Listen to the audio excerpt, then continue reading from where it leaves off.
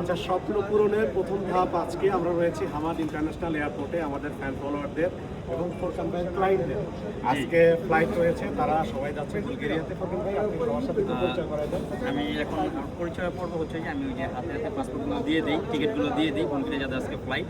আপনারা দেখে নেন কে কে পাইছে ভিসা, কে কে যাচ্ছে আমাদের মাধ্যমে আজকে রাতে। একটু ধরেন কষ্ট করে পাসপোর্টগুলো দিয়ে এই যে ফ্লাইটের ভিডিও, যারা ফ্লাইট যারা দেখতে যাচ্ছেন তাদের জন্য দিয়ে দিচ্ছি। চিত্রা সেন, তারপর হচ্ছে মোহাম্মদ আলী, তারপর হচ্ছে হুমায়ুন কবির, এটা হচ্ছে আকাশ, এটা হচ্ছে শহীদুল।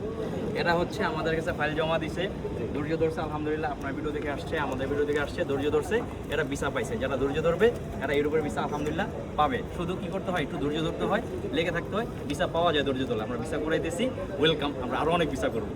তাহলে আপনাদের যে সাফল্যের সিক্রেটটা কি?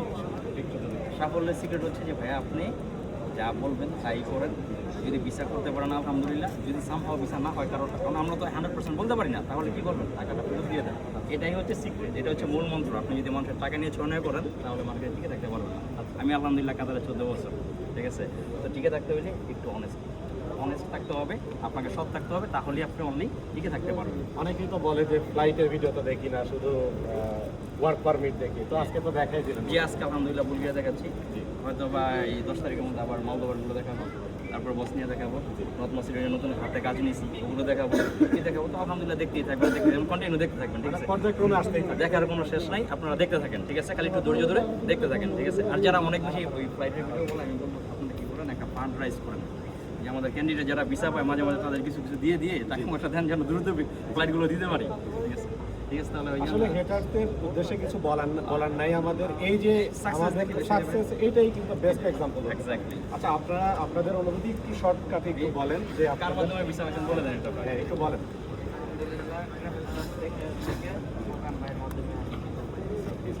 আপনার কি খুশি? আলহামদুলিল্লাহ, আপনাদের স্বপ্ন পূরণ হয়েছে? আলহামদুলিল্লাহ ভাই, স্বপ্ন পূরণ হয়েছে তো?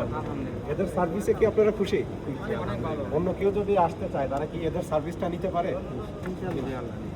আলহামদুলিল্লাহ।